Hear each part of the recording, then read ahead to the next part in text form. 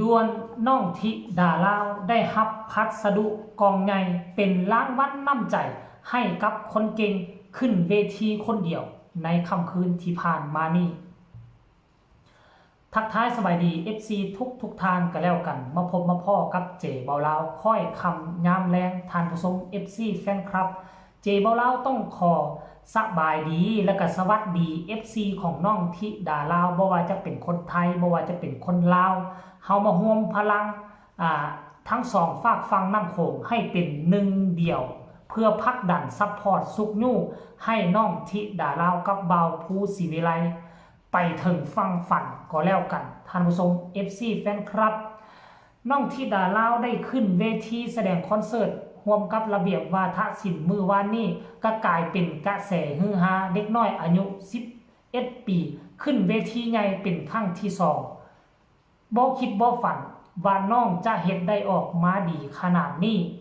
มี FC แฟนคลับพึงพอใจได้ฟังเพลงหอบฝันข้ามโขงซึ่งเป็นเพลงแจ้งเกิดให้คนทั้งสองแม่น้ำของฮู้จัก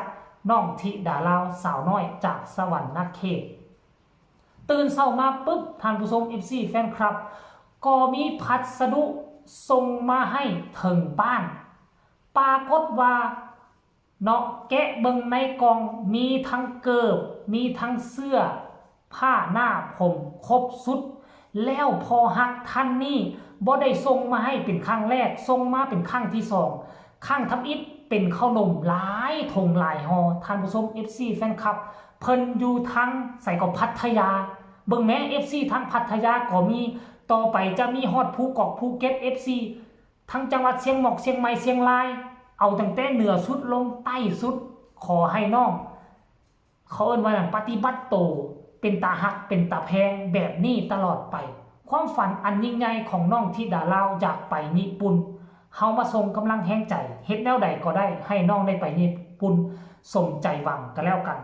เนาะอยากให้ทุกคนไปเบิ่งคลิปนี้วินาทีที่เปิดกล่องของขวัญอนุญาตจากเจ้าของคลิปเนาะก็คือเบาภูศรีวิไลอยากให้ทุกคนได้เห็นคลิปนี้นํกันแล้วจึงมาพ้อกันในช่วงต่อไปหน้ากากติดสติ๊กเกอร์พ่อไปพ่อมโอ้ยย่านมาท่าเทือลงเหรอเขาสิเอาน้ำทรงขึ้นมาถือบอกอ้าวได้รับพัสดุจากพ่อต้นพัทยาส่งเอียงมาให้ลูกสาวเนาะหรือว่ารอบที่แล้วให้ขนมมา2 ลังบักใหญ่เลยรอบนี้เป็นลังสีขาวน้อยข้างในจะคืออะไรนะเปิดดูได้ไหมคะเปิดเลยค่ะเดี๋ยวว่ามันสีถือมือคือข้าวนั่นเด้อต้องระวังเด้อค่อยๆเปิดอันนี้ว่าสะพายมากอันนี้สะพายอีกแล้วเหรอใช่ค่ะสะพายทุกอันแต่นี่สะพายเพราะว่าอันนี้หนูไม่รู้ว่ามันคืออะไรแต่ว่าแต่ละหนูก็ไม่รู้แหละมันคืออ้าวสรุปรู้หรือไม่รู้เนี่ยไม่รู้ค่ะไม่ใช่ตรงนี้แล้วก็กรีดตรงนี้อย่าบอกเรียกไปแท่งสิแค่คอถ้าเธอเป็นแมวหน่อยตายเด้อย่าไปแท่งลุงลึกแบบนั้นเด้อ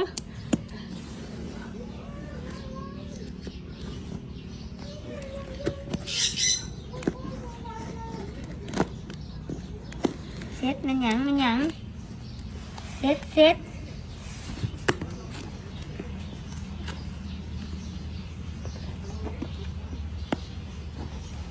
ว้าที่เป็นยังไงเพิ่งนี่อย่างน้อยังไม่เห็นเอายังไม่เห็นอีกยังนี่ยังนี่ว้ายังนี่ยังเนาะนี่มันยังนี่แน่ๆเนาะยังไม่เห็นอีกอยู่เอายังห่ออีกป้าพอต้นมาห่อดีครับท่านใช่ว้าวได้เสื้อสวยป้าใส่เสื้อยี่ห้อแท้ว่าตัวละ990 บาทพุ่นน่ะนี่ปะโถเสื้อแบรนด์อันเขาเอิ้นการ์ตูนอีหยังเกาะตัวอีหยังนี่การ์ตูนตัวสีชมพูแบบนี้โถถุงต่อไปคืออะไรอย่าให้เปื้อนให้มอมแม่มเด้อเดี๋ยวใส่เสื้องามปานนี้ใส่เสื้อตัวละ900พุ่นนะบัดเนี่ยธิดาลาวคือโปรดแท้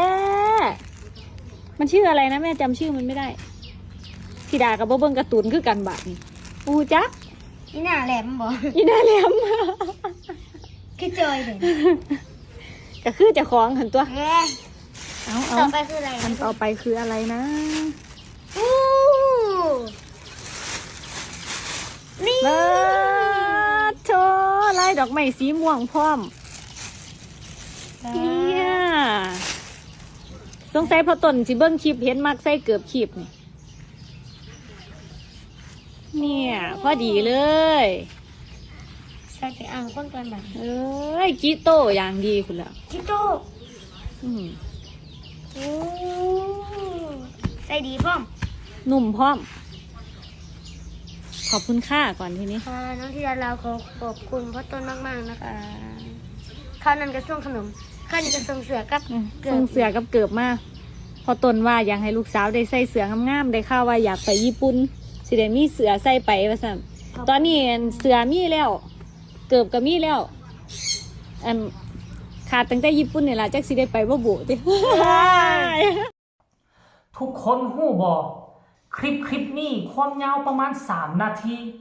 ถูกโพสต์ลงไปจากเพจของเบาภูศรีวิไลเอ้ยปรารถนาเป็นผู้ทายน้องธิดาลาวเป็นผู้แกะกล่อง โพสต์ลงไป4ชั่วโมงคนเข้ามากดไล่ให้น่ะ 3,000 กว่าไล่คอมเมนต์100 กว่าคนกดแชร์เพียงแต่26ครั้งเพียงแต่26ครั้งแต่พวกเจ้าฮู้บ่ยอดวิวที่คนเบิ่ง4ชั่วโมงทะลุ100,000ไปแล้ว52,300 กว่าคนชมป้ายอดวิว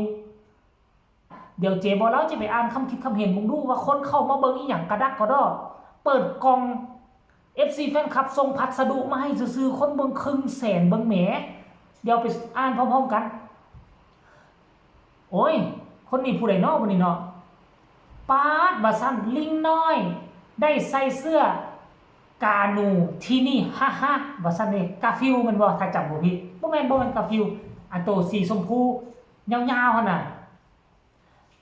ผู้ต่อมาก็บอกว่าอันนี้เบาผู้ศรีวิไลมาตอบท่วงพร้อมมาหน้ายาวเสกเลขแท้ว่าซั่นเด้มันแม่นตัวอีหยังอันนี้เบาผู้ศรีวิไลแซวลูกสาวธิดาลาวของเพิ่นน่ะนะเนาะผู้ต่อมาบอกว่าได้เสื้อแบรนด์ Pink Panther โอ้แม่นตอนยังน้อยได้ฟัง Pink Panther พุ่นน่ะพร้อมรองเท้างามๆว่าซั่นคนนี้ก็บอกว่าเสื้อพี่อายยายวิฝากให้ใส่ได้บ่ว่าซั่นเด้โอ้ยพี่อายฝากมาให้อีกตื่มบ่ใส่ได้ครับอันนี้เบาผู้อันน่ะตอบคอมเมนต์เนาะคนนี้ก็บอกว่าน้องธิดาลาวใส่เด็กผู้หญิงลาวตัวน้อยๆใช่เด็กผู้หญิงลาวตัวน้อยๆที่ลำพูไทยปีที่แล้วใช่บ่ครับว่าซั่นเด้สุดเก่งคือน้องนี่ละยกให้เบอร์1สปป.ลาวได้เลยคนนี้ครับว่าซั่นเด้ดีใจน้ำจ้าเสื้อสวยรองเท้าก็สวยว่าซั่นเด้คนนี้บอกว่าแม่อิจฉาเลยสวยมากค่ะคนเก่งต้องได้รับแต่สิ่งต้องได้รับแต่ของเก่าแต่อะไรนะไม่ยังวะสวยมากค่ะคนเก่งต้องได้รับแต่ของเก่งๆอ๋อของดีๆของมีราคาคนสวยท่านผู้ชม FC แฟนครับอันนี้คือส่วนหนึ่งคำคิดเห็นของแฟนๆที่เห็นน้องธิดาลาวแกะกล่องของขวัญจาก FC แฟนคลับจากพัทยาก็ได้สิ่งของหลายมีแต่สินค้าดีๆเนาะถ้าน้องบ่ข้ามมาอยู่จุดนี้น้องก็อาจจะบ่มีวันได้จับสิ่งของเหล่านี้เป็นแท้แน่นอนเนาะคลิปนี้ฝากไว้ซ้ำนี้ก็แล้วกันฝากทุกคนกดไลค์กดแชร์กดติดตามให้แน่เพื่อจะบ่พลาดในคลิปต่อไปพบกันใหม่ในคลิปหน้าสำหรับคลิปนี้สบายดี